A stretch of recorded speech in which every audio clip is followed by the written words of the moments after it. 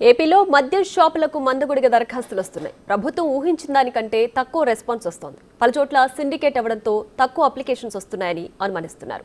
6 రోజుల వ్యవధిలో 3,396 షాపులకు ఇప్పటి వరకు కేవలం 8,274 అప్లికేషన్స్ వచ్చాయి.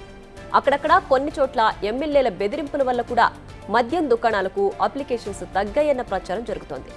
అత్యధికంగా విజయనగరం జిల్లా 855, అత్యల్పంగా మన్యం జిల్లాలో కేవలం 174 అప్లికేషన్స్ వచ్చాయి. తిరుపతి, నెల్లూరు జిల్లాలో పరిస్థితి పూర్తిగా రివర్స్లో ఉంది.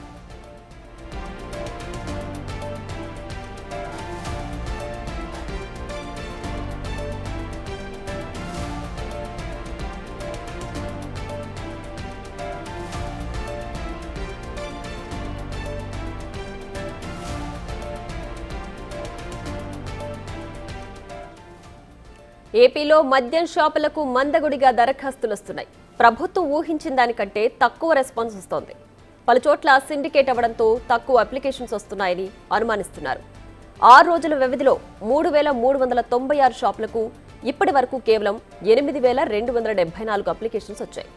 అక్కడక్కడ కొన్ని చోట్ల ఎమ్మెల్యేల బెదిరింపుల వల్ల కూడా మద్యం దుకాణాలకు అప్లికేషన్స్ తగ్గాయన్న ప్రచారం జరుగుతోంది.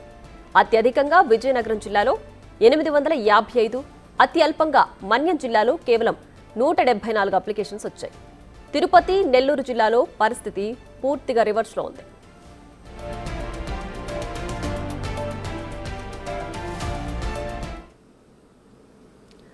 దీనికి సంబంధించి మరింత సమాచారం మా ప్రతినిధి శివ లైవ్ లో అందిస్తారు.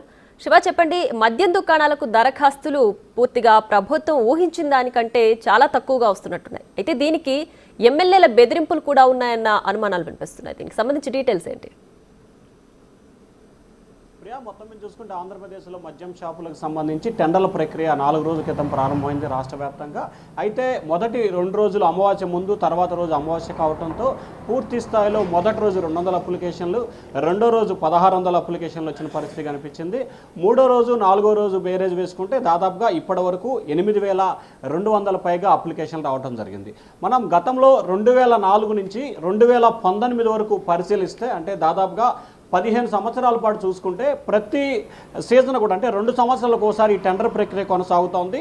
ప్రతిసారి కూడా 30,000 నుంచి 70,000 వరకు వరుసగా రాష్ట్ర వ్యాప్తంగా అప్లికేషన్లు వచ్చిన పరిస్థితి కనిపించింది. 2014 నుంచి 19 వరకు అయితే దాదాపుగా 40,000 అప్లికేషన్లు రాష్ట్ర వ్యాప్తంగా కూడా రావడం జరిగింది. దాదాపుగా 3,300 షాపుల పైగా కూడా మద్యం షాపులు ఉన్న పరిస్థితి ఉంది. వీటికి టెండర్ల ప్రక్రియ సంబంధించి పూర్తి స్థాయిలో కూడా జాప్యం కొనసాగుతోంది. అయితే దీంట్లో ప్రధానమైన కారణం నియోజకవర్గానికి సంబంధించిన ఎమ్మెల్యేలు వాటాలు అడగటం, అలాగే తమ అనుమతి లేకుండా ఎవరు కూడా మద్యం షాపులకి టెండర్లో పాల్గొకూడదు, అప్లికేషన్ దరఖాస్తు చేయకూడదు అని చెప్పి ముఖ్యంగా హెచ్చరికలు జారీ అవుతున్నాయి. దీంట్లో ఎక్కువగా పల్నాడు ప్రాంతం, రాయలసీమ ప్రాంతం, తిరుపతి, నెల్లూరు జిల్లాలకు సంబంధించి ఎక్కువగా కూడా ఈ ప్రక్రియ కొనసాగుతోంది. మనం ఒకసారి పరిశీలిస్తే మొత్తం 3,396 షాపులకు గాను నిన్న సాయంకాలం 8 గంటల వరకు అంటే నిన్న అప్లికేషన్ క్లోజ్ అయ్యే టైం వరకు 8,274 అప్లికేషన్లు రావటం జరిగింది. దీంట్లో ప్రధానంగా చూసుకుంటే అత్యధికంగా విజయనగరం జిల్లాకు సంబంధించి 153 షాపులకి 855 అప్లికేషన్లు రావడం జరిగింది. అలాగే అతి స్వల్పంగా అల్లూరు సీతారామరాజు జిల్లాకి 40 షాపులుంటే 75 అప్లికేషన్లు రావడం జరిగింది.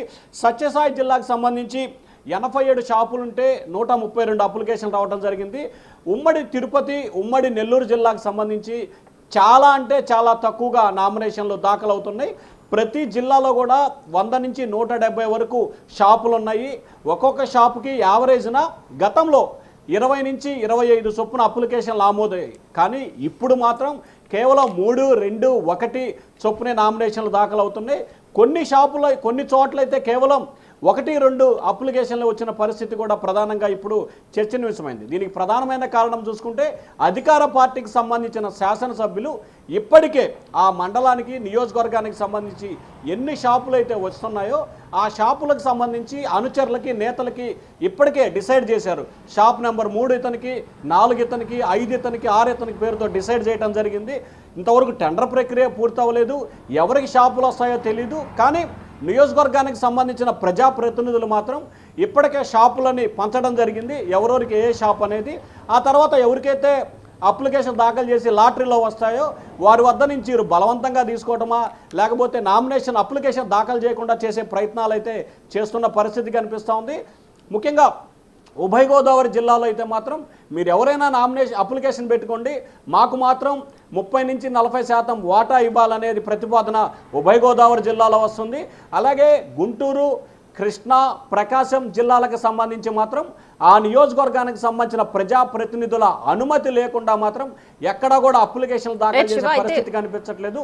ఇదే రకమైన ప్రక్రియ రాయలసీమలో కూడా కొనసాగుతా ఉంది. ప్రియా, శివ, అయితే మరో 3 రోజుల్లో ఈ గడువు ముగుస్తుంది కదా, అప్లికేషన్స్ గడువు. అయితే దీనికి తక్కువగా అప్లికేషన్స్ రావడానికి ఒక కారణం ఎమ్మెల్యేల బెదిరింపులు కూడా అని చెప్తున్నారు కదా. సో ఈ 3 రోజుల్లో పరిస్థితి ఏమన్నా మారే అవకాశం ఉందా? అంటే ఇక్కడ ప్రధానంగా 2 రకాల అంశాన్ని మనం వేడీకరించుకోవాలి.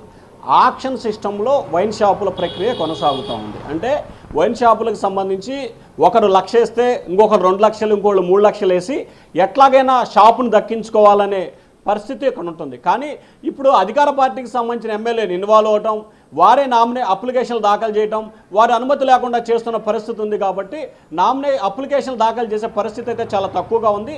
4 రోజుల వ్యవధిలో 8,274 అప్లికేషన్లు వస్తే ఇక ఇవాళ రేపు ఎల్లుండితో ఈ గడువు ముడుస్తుంది.